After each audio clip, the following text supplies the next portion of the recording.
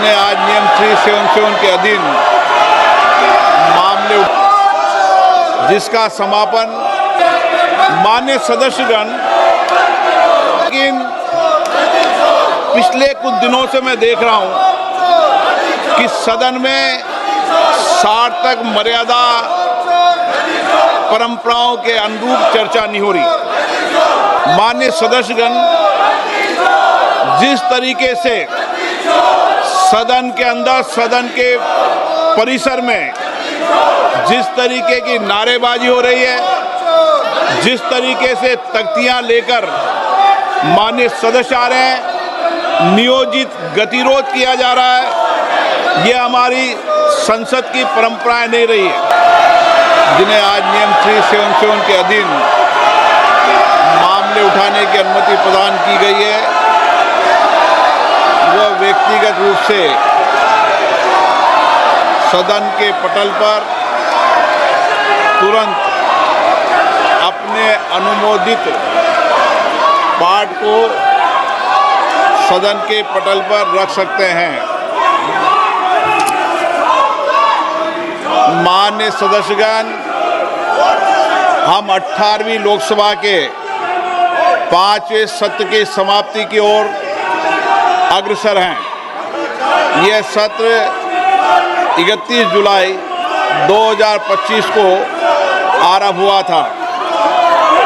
इस सत्र में 14 सरकारी विधेयक पुनर्स्थापित किए गए तथा कुल 12 विधेयक पारित किए गए। दिनांक 28 और 29 जुलाई को ऑपरेशन सिंदूर पर विशेष चर्चा हुई, जिसका समापन माननीय प्रधानमंत्री जी के उत्तर के साथ हुआ। दिनांक 18 अगस्त 2025 को भारत के अंतरिक्ष कार्यक्रम की उपलब्धियों पर विशेष चर्चा प्रारंभ की गई।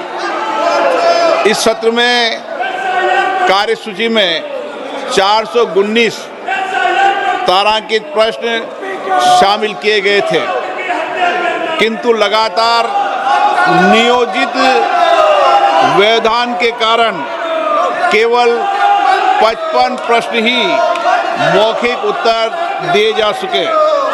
हम सभी ने सत्र के प्रारंभ में तय किया था कि हम इस सत्र में 120 घंटे चर्चा करेंगे।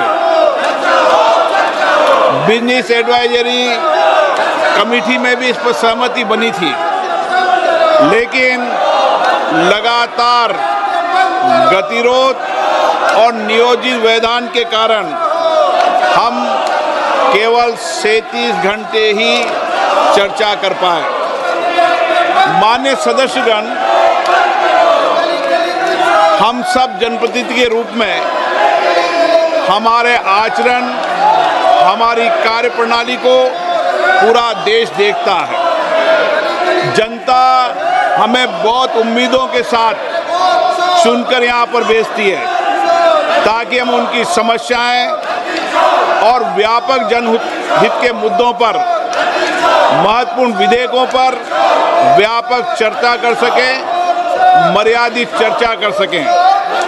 लेकिन पिछले कुछ दिनों से मैं देख रहा हूं कि सदन में सार्थक मर्यादा परंपराओं के अनुरूप चर्चा नहीं हो रही।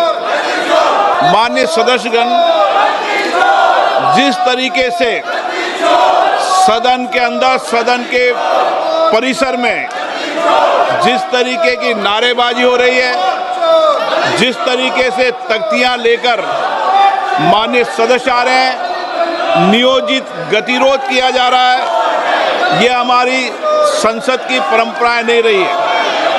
और विशेष रूप से इस सत्र में जिस भाषा का